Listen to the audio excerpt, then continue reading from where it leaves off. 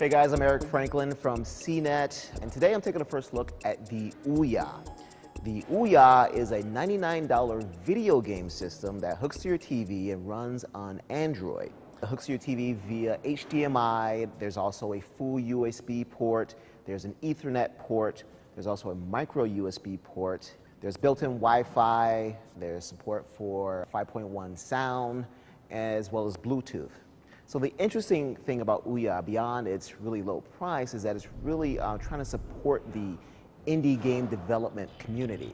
Every Ouya is also a development system. So you can take the Ouya, hook up your computer, download the SDK, or as they call it, the ODK, and then you can just start making games on it. Then you can submit the games to Ouya, and the turnaround, according to them, is about an hour to 2 hours, and then your game is just on their store, and people can download it, and depending on what your business model is, you can start getting paid.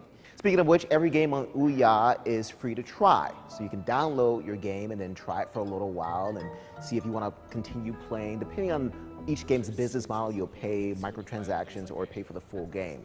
The console is actually this little small box. It's less than a pound in weight, has a power button at the top. Also comes with a controller. The controller actually looks a lot like the Xbox controller. It has dual analogs, but there's a D-pad in the middle. There's a home button, 2 triggers, and 2 bumper buttons.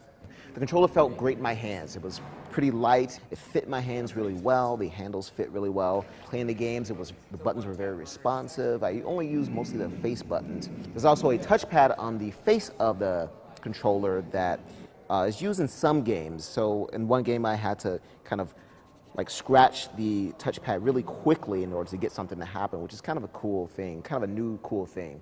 I got to play maybe 15 minutes worth of games.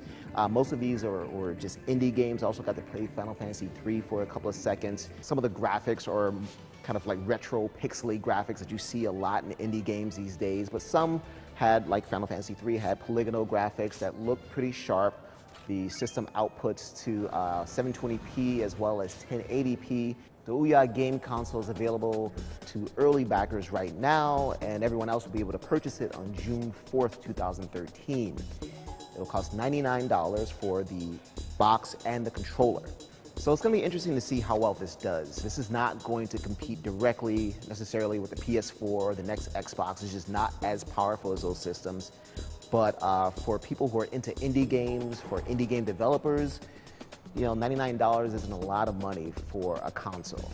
Once again, I'm Eric Franklin, and this has been a first look at the Ouya game console.